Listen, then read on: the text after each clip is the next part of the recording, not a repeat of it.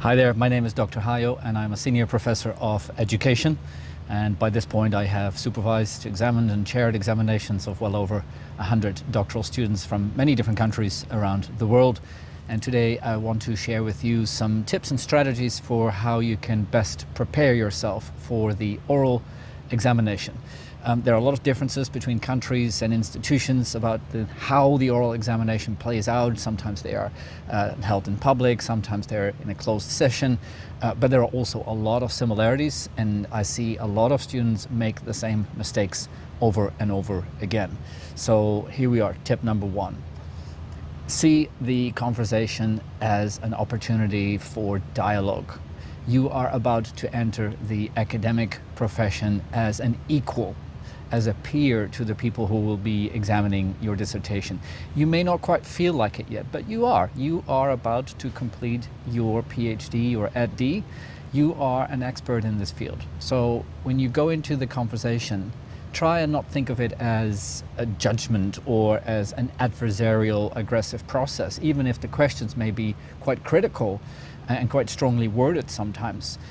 But really see it as an opportunity to learn more and to share your knowledge. So I always think of it as a very, very high level and very enjoyable actually conversation. And if you go into it that way, psychologically, it suddenly doesn't become so scary anymore either.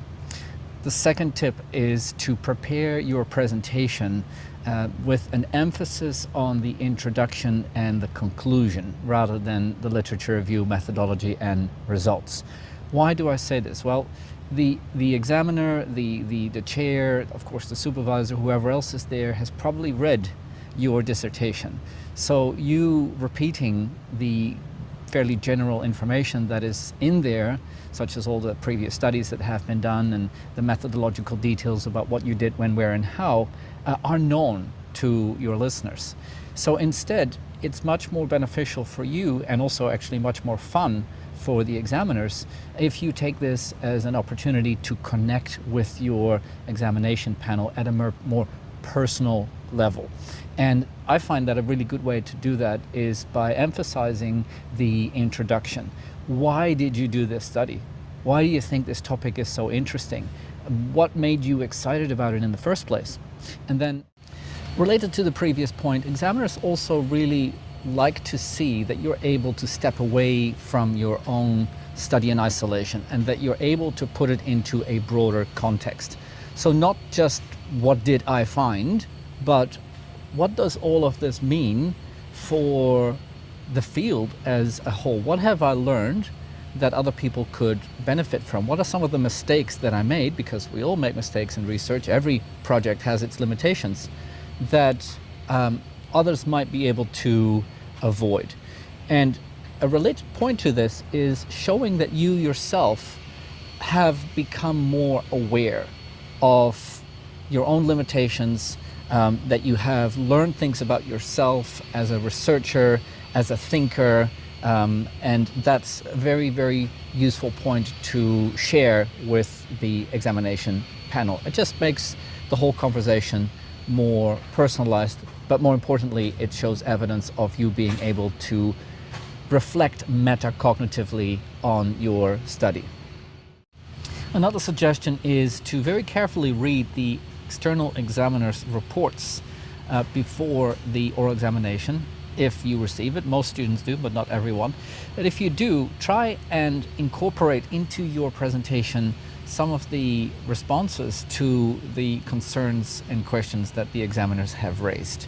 So you try and sort of anticipate them and deal with them as best as you can already, showing that you've already reflected on the implications of what the examiners have said. Even if you don't see the report beforehand, you can still look up the examiner and see what they are concerned with, what they've written about recently, and anticipate some of the questions that they're likely to raise, and prepare some stock answers, especially if you're the kind of person who may be a little bit anxious on the day and not able to speak fluently.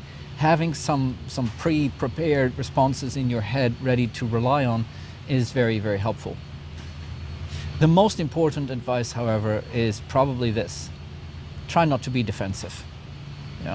There's only one purpose to the oral examination, and that's for you to pass. Let's be very clear. You want to get this thing over with, and preferably with as few revisions as possible. The difference between a major revision or minor revision is potentially several months worth of work. So don't lose sight of that. I've seen students get angry and start arguing. I don't mean academically arguing, but genuinely argue with the examiners, and then the examiners get angry, and then, anyway, it's not a good outcome for anyone. So even if you feel that the examiner is being unreasonable, which is very rare, but even if you experience that, or being perhaps a little bit too harsh or aggressive, let it go.